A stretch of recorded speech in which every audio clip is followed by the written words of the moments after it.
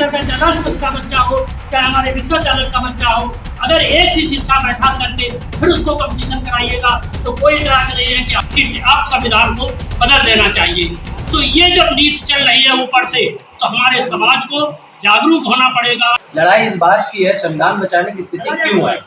बात यह है कि वो बात नहीं करते, वो हमेशा सवर्णवादी सोच का ही हमेशा प्रचार करते हैं।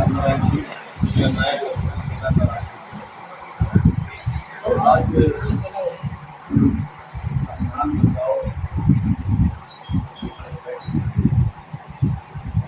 ये चिंता का विषय है।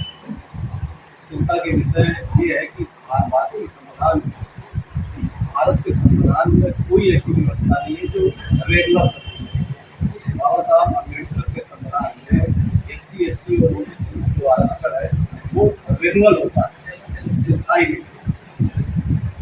और जो नरेंद्र मोदी जी ने जो है मनुस्मृति ला करके जो अभी सवर्णों का 10% आरक्षण स्थायी करके है, इससे ये सिद्ध हो गया है कि भारतीय संविधान से बदला जाना है। उसका और प्रमाण ये है कि जो अभी 3 धाराएं खत्म की, 377 जो धर्म धारा खत्म की गई है और कई संशोधन किया है, संशोधन ही नहीं किया। मेरा ये भारत वासियों से कहना है, इंडिया के लोगों से ये कहना है कि अब शायद संघर्ष आ गया है। 19 तारीख को ये संविधान नए संविधान भवन का उद्घाटन करने के साथ साथ नया संविधान भी बीजेपी सांसद प्रहलाद सिंह यादव ने कहा है कि इंडिया की भी आपने बात की, इंडिया सब अंग्रेजों द्वारा हम लोगों को गाया। ये भारत और इंडिया में ये बीजेपी के लोग हैं।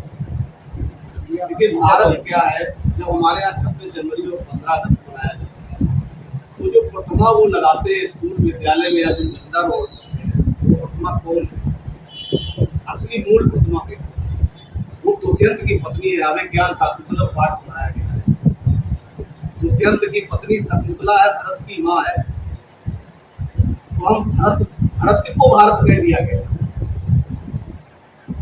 हमारे बैरिस्टर है वो भारत माता की जय का विरोध करते रहे, वंदे मातरम का विरोध करते रहे, क्यों करते रहे?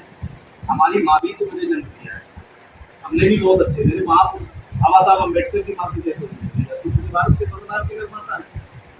कर्पूरी ठाकुर की माँ की जय क्यों नहीं बोली जाती क्योंकि 27% आरक्षण के जन्म।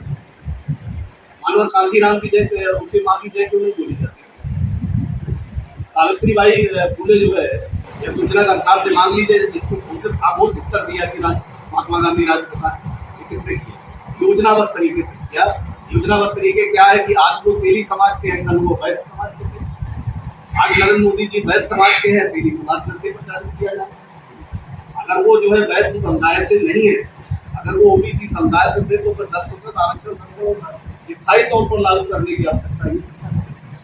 लखनऊ में जो कॉलेज है अम्बेडकर और वहाँ पर बैकवर्ड का जो आरक्षण शुरू कर दिया गया। नहीं, अभी रोहिणी यादव की जो रिपोर्ट है वो तो बैकवर्ड को 3 भागों में बांट दी है। पिछड़ा, अति पिछड़ा और अत्यंत पिछड़ा। अत्यंत पिछड़ा में जो ये 1585 की बात करते हैं, ये बहुत बड़ा बैकवर्ड के साथ धोखा करने वाले लोग हैं। 1585 की बात तो लोग 1585 की बात करते हैं, ये बीजेपी की बात बोलते हैं। क्यों? क्योंकि 3 भागों में रोहिणी आयोग की जो रिपोर्ट आई है वो 1090 की बात करनी चाहिए। वही 5% जो है उन लोगों ने प्लानिंग के तहत खत्म करने की योजना बना दी। मैं अपने लोगों को समझाता हूँ कि 1585 की बात मत करिए। जो यादव है, कुर्मी है, मोदी है, पाल है, कुशवाहा है, ये तो चला जाएगा जो है आपका 5%।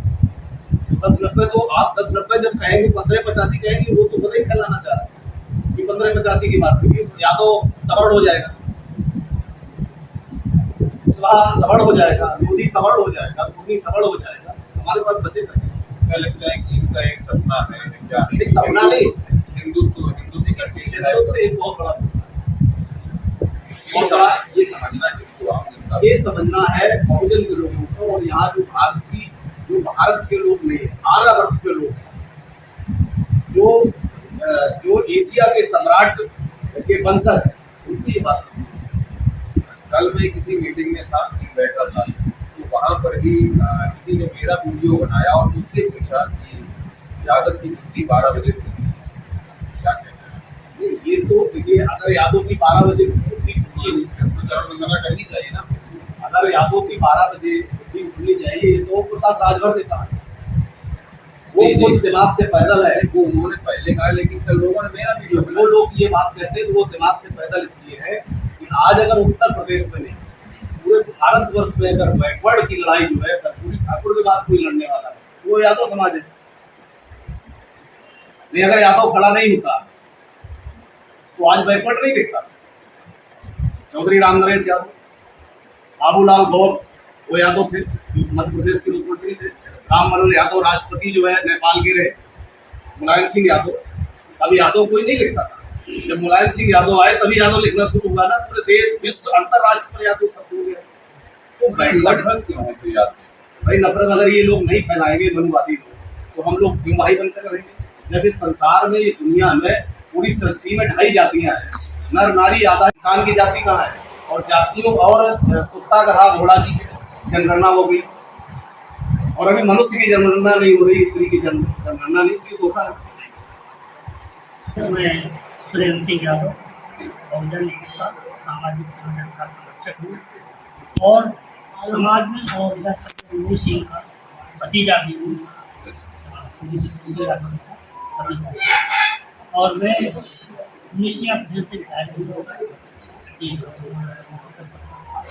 अब बात आती है कि आज जो है आप ले रहे हैं ये कि ये जो संविधान बचाओ यात्रा जो आपने निर्धारित की है, जो हम लोगों ने आज चर्चा की है, उसका मूल कारण ये है कि हमारा समाज, हमारे जो सोचे, जो भी संविधान में, जो हमारे संविधान में जो मूल, जो एक नीचे तबके का आदमी से लेकर के राष्ट्रपति तक का पूरे को सबको एक एक अधिकार दिया गया है कि चाहे वो रिक्शा चालक हो, चाहे सैनिक हो, चाहे वो शिक्षक हो, चाहे कुछ होगा।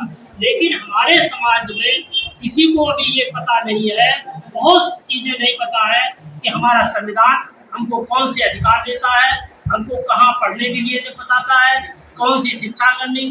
क्योंकि अभी सरकार ने जब कोरोना काल में है, 3 काले उन्होंने कोरोना की आड़ में बना लिए हैं। नंबर 1 किसानों का, जो कि वापस हो गया, आंदोलन चला, वापस कर दिया। दूसरा श्रमिक कानून, जिसमें बहुत से अधिकार श्रमिकों के, क्योंकि हमारा श्रमिक मूल निवासी है, वही श्रमिक है, वही जो है लेबर का काम करता है और फैक्ट्रियों में काम करता है, उनके अधिकार छीन लिए, वो अब यूनियन नहीं बना सकते हैं। नंबर 3 नई शिक्षा नीति, नई शिक्षा नीति को 3 भागों में बांट दिया है। ए भाग, बी भाग और सी भाग। ए भाग में केवल उन्होंने ये किया है कि केवल सरकार उसको ऐड देगा। बी भाग में उन्होंने ये किया है कि आधा आप जो है अपने सोर्सों से तैयार करिएगा, आधा हम देंगे। सी भाग में उन्होंने ये किया है पूर्ण आप जो है पूर्ण छुट्टी है, चाहे जितना आप पैसा लो, चाहे जितनी आप फीस लो, आपको स्वतंत्रता है और आप विद्यालय खोले। तो ये शिक्षा नीति, जो नई शिक्षा नीति इन्होंने कार्यान्वित की है, वो जो है शिक्षा नीति सब जो हमारे बहुजन समाज के, चूँकि गरीब वर्ग है, सरकारी स्कूलों में शिक्षा पढ़ाई जाती है, सभी को मालूम है किस तरह की शिक्षा होती है। जब वो ये कहते हैं कि आरक्षण को खत्म कर दिया जाए, हमारे जो जिनको सवर्ण लोग कहते हैं कि आरक्षण को खत्म कर दिया जाए, जब हमारी समान शिक्षा नहीं होगी, एक शिक्षा नीति लाइएगा, आरक्षण को खत्म कर दीजिएगा, कोई इतराज नहीं है। चाहे वो डीएम का बच्चा हो, मिनिस्टर का, चाहे राष्ट्रपति का बच्चा हो, चाहे हमारे रिक्शा चालक का बच्चा हो, अगर एक सी शिक्षा बैठा करके फिर उसको कंपटीशन कराइएगा तो कोई इतराज नहीं है कि हमको जो है आरक्षण जो है चाहिए। लेकिन क्योंकि हजारों वर्षों से हमारा शोषण किया गया है, हमारे समाज का शोषण किया गया है, तो हमको अब जो है अपने अधिकार जानने के लिए कि समाज का नीचे पायदान से लेकर के प्रथम नागरिक तक जो है ये समझ सके कि हमारे अधिकार क्या है, हमारे मूल अधिकारों का कौन सा परिप्रेक्ष्य है, जिसके कारण हम ये इस कारण जो है, क्योंकि जन जागरण नहीं है, अभी हमारा समाज अशिक्षित है, बहुत सा समाज शिक्षित है, उसको ये नहीं पता है। तो उसके जगाने के लिए हम ये जो है संविधान बचाओ यात्रा 26 नवंबर से निकालने जा रहे हैं। इसका दूसरा पार्ट हमारा जो है वो बलिया से लेकर वो सहारनपुर से लेकर के 22 जिलों को होते हुए और बलिया तक जो है ये पहुंचेगा। तो इसमें जो है हम जगह जगह गांव-गांव रुक करके जो हमारा बिना पढ़ा लिखा समाज है उसको मैं बताऊंगा कि तुम्हारे संविधान में अधिकार दिए हैं। क्योंकि अभी कुछ लोगों ने जो कि हमारे जो अपने गणमान्य बताते हैं उसमें हमारा राज्यसभा का अभी जो है एक जज भी था, उन्होंने भी कुछ टिप्पणी की है संविधान पर कि संविधान बदल लेना चाहिए। अभी एक जो है हमारे प्रधानमंत्री जी के जो है जो आर्थिक सलाहकार है, मुख्य आर्थिक सलाहकार विवेक देवराय है, उन्होंने भी कहा कि संविधान 15 अगस्त को एक शॉर्ट नोट लिखा है कि आप संविधान को बदल देना चाहिए। तो ये जब नीति चल रही है ऊपर से तो हमारे समाज को जागरूक होना पड़ेगा कि हम अब संविधान को बदलने नहीं देंगे। जो व्यक्ति है खड़ा हो जाए और एक खड़ा होकर के इस कहे कि संविधान को आप नहीं बदल पाएंगे। ये डॉक्टर BR अम्बेडकर का जिन्होंने हमको अधिकार और जीने का रास्ता, खाने का रास्ता, कब पहनने का रास्ता दिखाया है।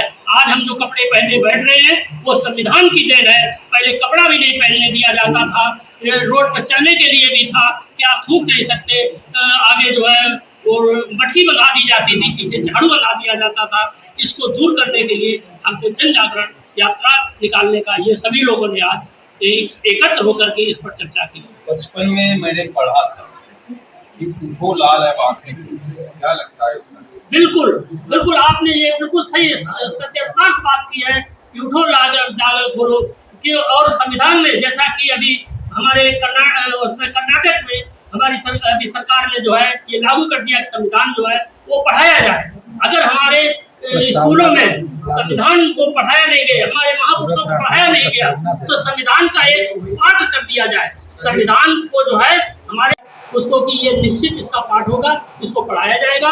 जब हमारा बच्चा स्वयं से लेकर, चूंकि पढ़ाया किया जाता है, गीता महाभारत रामायण पढ़ाई जाती है और वही लोग जान करके और आगे नौकरी में चले जाते हैं, वो सब भूल जाते हैं, अपने परिवार में लग जाते हैं। उनको ये पता नहीं होता है कि हमारे महापुरुषों ने कितना त्याग किया है। जैसे कि हमारे अभी ज्योतिबा फूले, सावित्रीबाई फूले जिनको शिक्षा की देवी कहा गया है, और माननीय कर्पूरी ठाकुर जी जिन्होंने संविधान जो है 27% जो है आरक्षण देने की व्यवस्था सबसे पहले बिहार में उन्होंने इसका घोष किया था। तो इसलिए हमको अब उठो लाल जागो, ये बात सत्य है। उठो जागो और अपने अधिकार मांगो। अधिकार मांगे नहीं, अधिकार छीने जाते हैं। शिक्षित बनो, संगठित बनो, संघर्ष करो। बहुत बहुत धन्यवाद। हमारे साथ एक और है युवा है, करेंगे ये जो उबाल अब आया इसको बहुत पहले आना चाहिए। आपने भी पढ़ा होगा और मैंने भी पढ़ा था, वो लाल अब आंखें खोलो, पानी लाई मुंह खोलो। क्या वो अब चरितार्थ हो रहा है? सर्वप्रथम मैं आपके चैनल से धन्यवाद करूंगा। मंडल अध्यक्ष हूँ और आज हमें भी सोशल मीडिया माध्यम से पता चला कि आज एक बैठक है NS पैलेस में। तो हम लोग यहाँ आए, जो सबसे जरूरी चीज है संविधान, जिस तरीके एक मनुष्य का शरीर रीढ़ पर टिका होता है उसी तरीके संविधान पर ये बहुजन समाज टिका होता है। अगर संविधान नहीं होगा तो बहुजनों की स्थिति बहुत खराब हो जाएगी। लड़ाई इस बात की है संविधान बचाने की स्थिति क्यों आई। बात यह है कि 70 साल के अंदर जो हमें सुनहरी जिंदगी मिली, हम लोग अपनी अज्ञानता की वजह से इसको पुनः पीछे हम जा रहे हैं।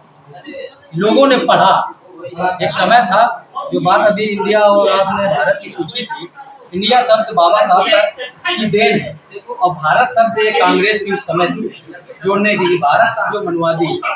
पर इसीलिए आज के समय में RSS ये चाहता है कि इंडिया शब्द हट जाए, बाबा साहब का दिया हुआ ये शब्द।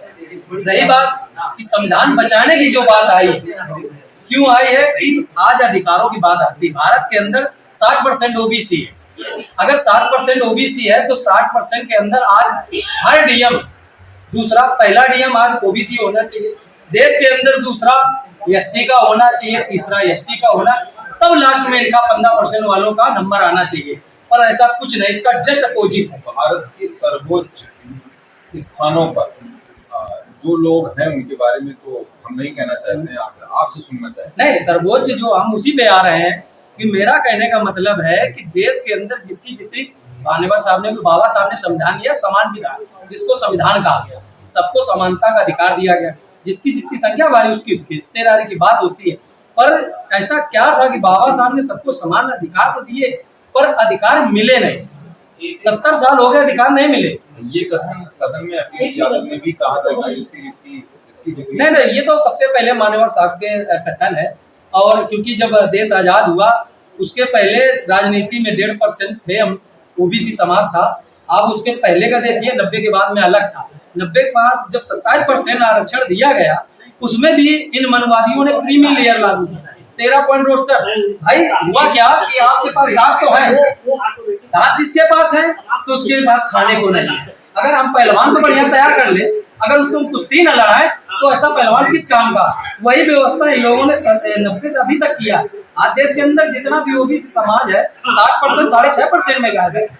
हमें सोचना ये चाहिए कि जो संविधान में दिए गए, हमने अभी भी कहा है कि जहाँ से इसके लोकतंत्र के 3 स्तंभ है, चौथा एक जबरदस्ती लगाया गया है, जो मीडिया को जोड़ा गया है, ये संवैधानिक नहीं है। लोकतंत्र के 3 स्तंभ में जिसमें पूरा भारत लोक चल रहा है, कार्यपालिका, न्यायपालिका, विधायिका।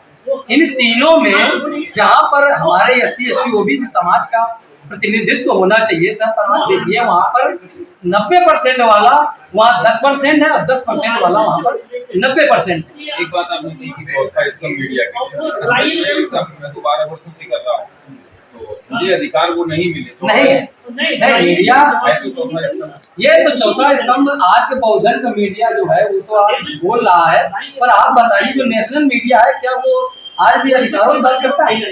नहीं करता है। नेशनल मीडिया का काम होना चाहिए कि समाज के अधिकारों की बात करे, और वो समाज के अधिकारों की बात नहीं करता है। वो सिर्फ मनवाद को फैलाने का काम करता है और फालतू की चीजों को लेकर वो काम कर रहा है। तो सोचने का विषय है कि जो भी, मैं हर मीडिया बंधु को नहीं बोल रहा, जो गोदी मीडिया है उसके लिए मैं शब्द यूज कर रहा हूँ कि वो अधिकारों की बात नहीं करते, वो हमेशा श्रवणवादी सोच का ही हमेशा प्रचार करते हैं। आज मीडिया की अगर हम बात करें तो 99% आज भी श्रवण लोग मीडिया में है। कितने SC ST OBC के समाज के लोग न्यायपालिका की बात करते हैं, 95% आज भी 95% श्रवण समाज के लोग कितने जस्टिस बने। कॉलेजियन सिस्टम क्यों है? आप क्या बुद्धिजीवी नहीं समझते हमको? हमारे देश का बहुजन जो है वो बुद्धिजीवी, अगर बुद्धिजीवी ना हो तो ये लोकतंत्र बाबा साहब के दिए हुए संविधान से चल रहा है। वो बुद्धिजीवी थे तभी तो उन्होंने संविधान दिया, और उनको भी मानना पड़ रहा है। पर धीरे धीरे करके देश के अंदर जो RSS है वो चला रहा है इस देश को, वो धीरे धीरे जो भी व्यवस्था है बहुजनों की हित की है उसको खत्म करने का धीरे धीरे से काम किया जा रहा है। वो हमारे समाज के लोगों का टेस्ट ले रहा है, अगर एक बार में कर देगा तो विद्रोह होगा। इसलिए वो धीरे धीरे, आप सोचने की बात है कि प्रधानमंत्री का आर्थिक सलाहकार विवेक देव राय, जिसने इतनी बड़ी बात बोल दी, अभी उसके ऊपर कोई एक्शन नहीं हुआ। आप ये सोचिए देश के अंदर हमारे देश के जो खिलाड़ी थे कुश्ती, जो हमारे देश की लड़कियां जो सम्मान थी, उनके ऊपर बलात्कार उनके साथ करता है। और आज भी ये सरकार देश को ऐसा झुकाने का काम किया कि वर्ल्ड रेसलिंग से हमें निष्कासित कर दिया। अब देश के अंदर का जो पहलवान जो लड़ के जाएगा वो कभी तिरंगे झंडे के नीचे नहीं खेल पाएगा। ये सोचने की बात है कि ये कितनी निष्ठा तक चले जाते हैं और जा करके अपने लोगों को बचाने की कोशिश करते हैं, और संविधान का खुला उल्लंघन। ये इसलिए हम चाहते हैं कि संविधान यात्रा जो चल रही है इसको हमें लोगों को बताना है जा करके, और जागरूकता के मंच जो छोटे छोटे चौपाल है, जरूरी है कि यात्रा भी हो, इसके साथ छोटे छोटे चौपाल लगे, तब जाकर के हम सफल हो पाएंगे। क्योंकि यात्राएं होती तो लोग देखते हैं, उससे संदेश क्या जाता है, क्या समझ, पर जब उनको मूल अधिकार हम बता के तो उस पर ज्यादा असर। आज जो विचार किया गया है वो संविधान बचाओ यात्रा का आयोजन करने के लिए इसमें विचार किया गया है, और इस यात्रा को निकालने का मकसद ये है कि जब से संविधान बना है तब से इसको बदलने के लिए बहुत बार आवाज़ उठी है साथी, RSS स्तर से और मनवादी व्यवस्था के स्तर से, कि इस संविधान को बदला जाए। इधर 8-9 साल से जिस तरह की परिस्थिति बन रही है उसके परिप्रेक्ष्य में लगता है अगर संविधान बचाने के लिए हम लोग जागरूक नहीं हुए तो हो सकता है कि 4 से 10 साल में हमारे इस संविधान को, इस बहुजन समाज को समानता के अधिकार मिले हुए हैं, शायद खत्म कर दिया जाए। इसीलिए हम लोग सारा फोकस अभी संविधान बचाओ यात्रा के ऊपर लगाना चाहते हैं, जिससे बहुजन समाज हमारा जागरूक हो।